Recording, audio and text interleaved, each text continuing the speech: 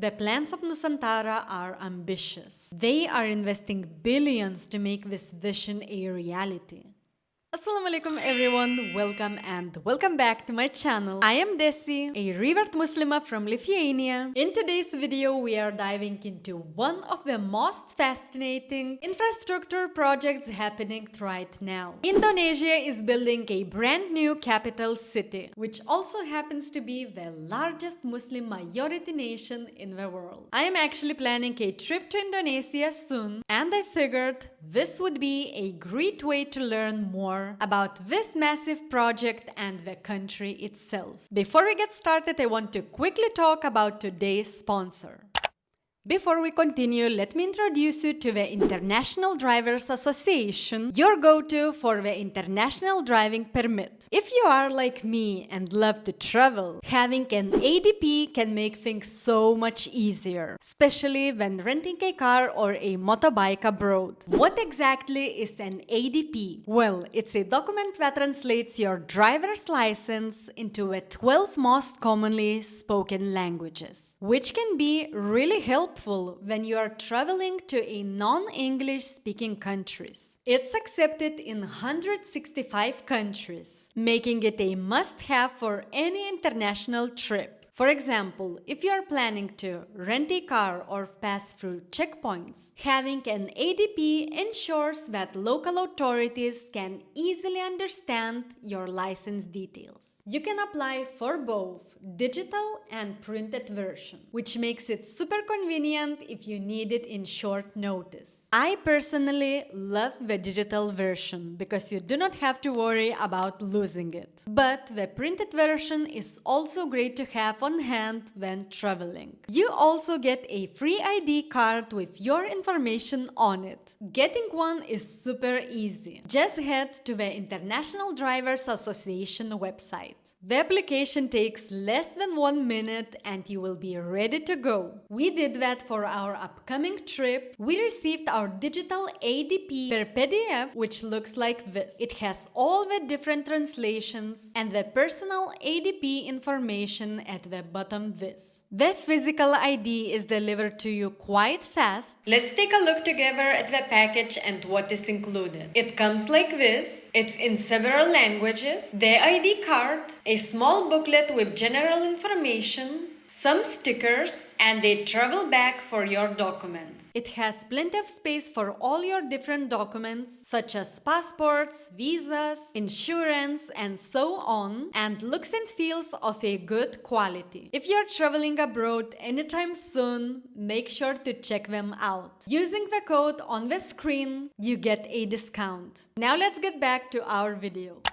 Alright, back to the video. Indonesia is located in Southeast Asia, is not only the largest Muslim country, but also one of the biggest islands nation. With over 17,000 islands, its economy is rapidly growing. And by 2050, it's projected to be one of the world's top economies, with a GDP expected to climb significantly. The capital, Jakarta, has some major issues. It's sinking, overcrowded and chaotic. That's why a government decided to build a new capital. Let's check out some videos and get a sense of what they are planning. Jakarta, one of the world's most populous cities, is facing an existential crisis. About a third of the city will be underwater by 2050. It's the fastest sinking city in the world, with 40% of its area already below sea level. So, the Indonesian government has devised a solution. Move the capital from Jakarta on the island of Java, over 800 miles away, to Nusantara on the island of Borneo. By the way, guys, a really interesting fact. Nusantara, which means archipelago in Indonesian, is located on the island of Borneo. And for those who do not know, here's the meaning of an archipelago. An archipelago is an area that contains a group of islands scattered in lakes, rivers, or the ocean. As seen in this promotional footage, the $33 billion Nusantara aims to modernize Indonesia, reduce regional inequalities, and promote environmental sustainability. Its initial goal was to be completed by 2045. But with investors pulling out, project heads resigning, and little complete, the promised capital risks squandering Indonesia's funds and damaging the country's reputation. If billions of dollars have gone into building a city in the middle of nowhere that doesn't ever really get started, that would be just a waste of a lot of money that could have been better spent in innumerable ways. Nusantara is strategically located in East Kalimantan on Borneo, chosen for its lower risk of natural disasters like floods and earthquakes, and its central location. If you look at Indonesia on a map, Nusantara is placed sort of right at the heart of the country. The move is meant to redistribute wealth and resources from Java. Indonesia's development model has been described as being Java-centric, with infrastructure, with ports, with airports, whereas other islands, other regions of the country tend to get left behind.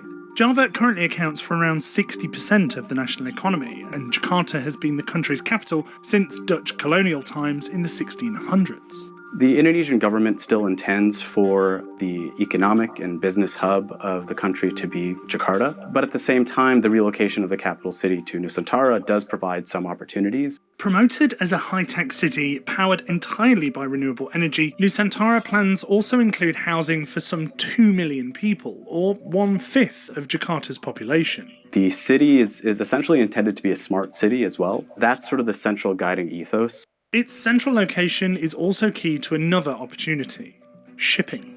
Establishing new port infrastructure around the capital city site could lead to better connectivity between islands across the country, and building that could in turn help Indonesia play a greater role in terms of the international global shipping trade. But public opinion over Nusantara has been split. Some people would say that this is an enlightened step by Joko Widodo, who has taken much greater effort to understand the concerns of non-Javanese people than presidents before him. For opponents, this seems like a vanity project that was poorly thought out, designed to get him in the history books without offering clear benefits for Indonesia. President Jokowi has staked his legacy on this project. So there's a political impetus within the Indonesian government right now to make this attempt land. The first phase of construction, which focuses on the governmental zone of the city, is set to complete in August 2024, before President Widodo leaves office in October. This phase includes building essential infrastructure like main roads, public transportation, electricity, and water supply. But severe weather and logistical difficulties have hampered construction, sparking concerns about meeting deadlines. When you look at what the government has announced, they say they're somewhere approximately 80% of the way through phase one, but there still needs to be a lot of progress in terms of infrastructure. And phase one, costing around $3.4 billion, is only about a tenth of the overall budget. The entire city is budgeted at $33 billion, but the Indonesian government has only pledged 20% of that, and is struggling to acquire the rest through domestic and foreign investments. It's sort of a chicken and an egg problem. Nobody wants to go in and build things unless they know that this is actually going to be a city. SoftBank of Japan withdrew from investment negotiations in 2022. Indonesian news agencies have reported that the government has received letters of intent from over 400 investors so far. But despite Indonesia's efforts, like offering land rights and tax incentives, no significant investments have materialized. I think a lot of businesses were initially interested, but just didn't know how they could extract safe returns for their shareholders, and so ended up backing out or not fully committing. Critics have also pointed out that the initial promises of Nusantara are already at risk. Advocacy groups say that the 990 square mile area of the city will displace 20,000 indigenous people. And experts say that construction of the new capital city in this location will accelerate deforestation. Recent reporting indicates that the government has fallen behind on some of its reforestation targets. Experts say that the city's goal to run entirely on renewable energy is undercut by the fact that Indonesia doesn't have enough renewable energy to run the city, let alone build it. The Indonesian government hasn't released plans on how to remedy all of these issues and did not respond to requests for comment. What's more, critics ultimately point out that Nusantara still won't address concerns in Jakarta. The plans of Nusantara are ambitious. The government aims to create a city that prioritizes green spaces, modern infrastructure, and technology. They are investing billions to make this vision a reality. But what does this mean for the people of Indonesia? Moving the capital could mean economic growth in the region, job creations, and more balanced development across the country. However, there are also concerns about the displacement and environment impact. Well, visually it looks stunning. But like with any massive projects, there are always critics. Some people say it's just an attempt to build a distant political city, like what happened in Brazil with Brasilia, or with New Cairo in Egypt, or even Islamabad in Pakistan. But honestly, I think it's better to take an action than to do nothing at all. What do you think? Do you see this as a positive change, or do you have concerns about this project? Thanks for watching and see you in the next video. Allah Hafiz!